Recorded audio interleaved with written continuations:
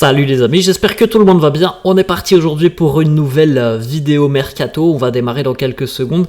Avant de démarrer, je vous incite, pour ceux qui sont intéressés, à me rejoindre sur ma chaîne Robinho Manchester United, où on évoque évidemment toute l'actualité qui concerne les Red Devils. S'il y a des supporters des Red Devils, bien n'hésitez pas à me rejoindre sur cette chaîne où voilà, on discute un petit peu de tout ce qu'il se passe du côté de Manchester United. Et il y a beaucoup de choses assez intéressantes parce que on vient de changer de direction, notamment du côté des Red Devils, et on a de grandes ambitions évidemment pour l'avenir, pour essayer de revenir sur le devant de la scène, parce que ça fait près d'une décennie maintenant que Manchester United est en difficulté. Voilà, parenthèse terminée. S'il y en a qui sont intéressés, n'hésitez pas les amis, la chaîne c'est Robinho Manchester United. Nous, on va démarrer notre petit tour Mercato du côté de la Roma, avec une information qui ne concerne pas un joueur, mais plutôt un entraîneur, puisque la Roma hier a annoncé le départ de José Mourinho. Alors c'est vrai que la saison est un peu compliquée pour les Romains,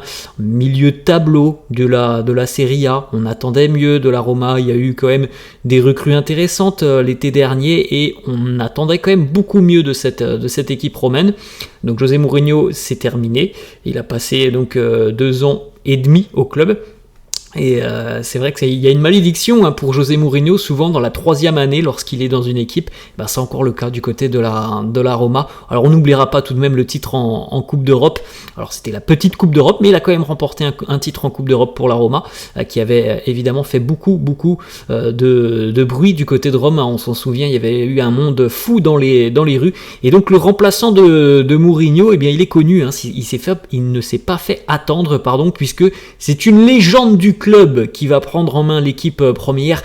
Daniele De Rossi fait son retour du côté de la Roma, et là cette fois-ci c'est sur le banc de touche. Pour rappel, il avait déjà eu une expérience au plus haut niveau du côté de la Spal, c'était en Serie A il y a 2 ans ou 3 ans, ça s'était pas très bien passé. Alors évidemment la Spal était une équipe de seconde zone qui luttait pour son maintien, et c'est vrai que ça avait été très compliqué pour Daniele De Rossi, qui arrive donc du côté de la Roma sur le banc de touche. On continue les amis, on va du côté de la Real Sociedad, qui est tout proche de conclure un accord pour l'attaquant du Suriname de l'Union Berlin, Geraldo Becker, qui devrait s'engager donc avec la Real Sociedad. Geraldo Becker qui est un petit peu en panne de but cette saison du côté de l'Union, alors que la saison dernière il a été énormissime avec 11 réalisations. Il a été l'un des grands artisans de la qualif en Ligue des Champions l'année passée. Ça fait déjà quelques années d'ailleurs qu'il est du côté de l'Union. Geraldo Becker, c'est une opportunité en or pour lui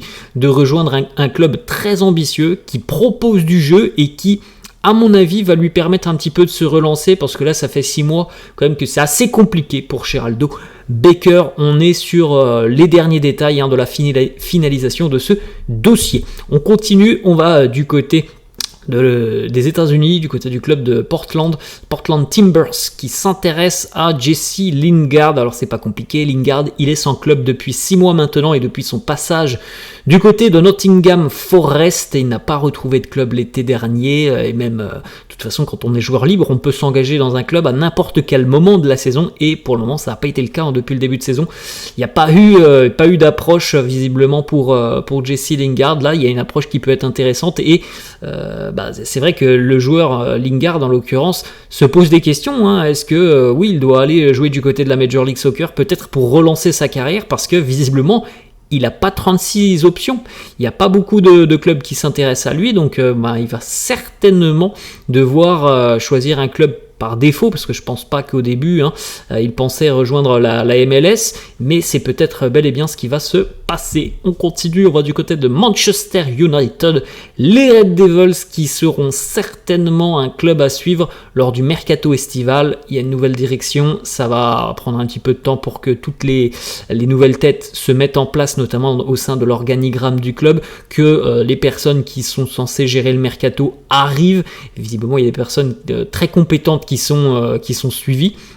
Et donc c'est vraisemblablement cet été qu'il y aura beaucoup plus de mouvements du côté des Red Devils, mais en tout cas sur ce mercato d'hiver on entend déjà beaucoup de noms circuler du côté d'Old Trafford, et notamment le nom du défenseur du FC Barcelone, Ronald Arroyo, le défenseur uruguayen qui est suivi donc par les Red Devils.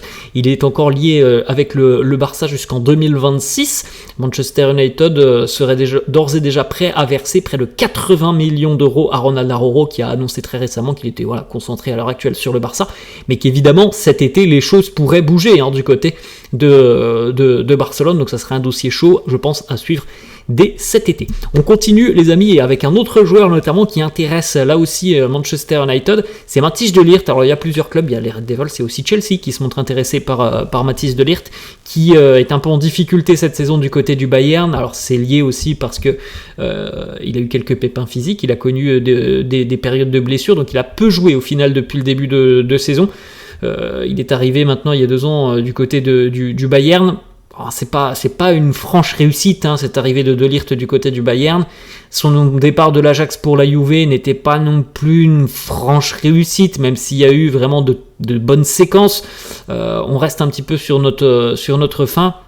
Il est plus considéré comme le joueur, le crack défensif qui était du côté de l'Ajax. Alors ça en dit long aussi sur le niveau évidemment du championnat néerlandais, parce que tous les joueurs qui passent aux Pays-Bas ne réussissent pas forcément lorsqu'ils rejoignent l'un des 5 grands championnats. C'est un peu le cas de Ligt. C'est pas que c'est un mauvais joueur, loin de là, ça reste quand même un joueur assez costaud défensivement, mais il a quand même beaucoup de mal à s'imposer sur la durée dans un club. On poursuit les amis, on va du côté de Chelsea, les Blues, on le sait, ils sont à peu près sur tous les dossiers mercato qui peuvent les intéresser, et l'attaquant suédois du Sporting Portugal, Victor Gyökeres, qui intéresse les Blues de Chelsea. Visiblement il y a une offre déjà de 85 millions d'euros qui a été transmise et qui a été refusée par le Sporting Portugal, qu'il a recruté il y a 6 mois contre 20 millions d'euros en Championship, 2e division anglaise, pour 20 millions d'euros. Donc le Sporting sait très bien que là ils ont réussi un très gros coup sportif et un très gros coup financier, parce qu'il va repartir pour beaucoup plus cher que les 20 millions d'euros dépensés il y a 6 mois, parce que là cette saison, toute compétition confondue, club plus sélection, il en est à 20 buts plus 12 passes décisives. L'année dernière en Championship, et sur les 2 dernières saisons en Championship avec Coventry, une équipe qui est plutôt censée jouer le milieu de tableau, voire le maintien en Championship. L'année dernière, il les a emmenés en finale des playoffs. Ils étaient à 2 doigts de rejoindre la Première Ligue. Il a marqué un petit peu moins de 40 buts sur les 2 dernières saisons en Championship. Il a délivré une vingtaine de passes décisives. C'est un attaquant hyper complet, parce qu'il marque, mais il délivre aussi beaucoup de passes D. C'est quelqu'un qui vraiment est très bon collectivement. Et c'est fou de se dire qu'il était en Angleterre l'année dernière et qu'il n'a coûté que 20 millions d'euros au Sporting, mais que l'année dernière en PL on ne s'intéressait pas à lui. Des clubs comme Manchester United ou Chelsea ne sont pas allés le chercher, et évidemment s'il y a un départ vraisemblablement cet été, ça sera plus 20 millions d'euros. L'affaire, c'était l'été dernier qu'il fallait la réaliser, et aucun club anglais n'a pris tout simplement son courage à 2 mains pour aller recruter un joueur de Championship. Maintenant qu'il a explosé du côté du Sporting, tout le monde le veut. On continue les amis avec une petite information du côté du Stade de Reims. Le Stade Rennais a formulé une offre pour le milieu de terrain Azor Matusiwa, une offre qui avoisine les 13 millions d'euros pour un milieu de terrain qui est hyper complet. C'est un joueur, je pense, qui est très important dans le système de Will Steele. C'est quelqu'un qui équilibre tout simplement cette équipe rémoise, un gros travailleur. Il est très à l'aise aussi pour sortir les ballons proprement. Il a un gros volume au milieu de terrain, donc vraiment un super joueur. Je pense que 13 millions ça suffira pas pour convaincre Reims. C'est vraiment un joueur d'équipe.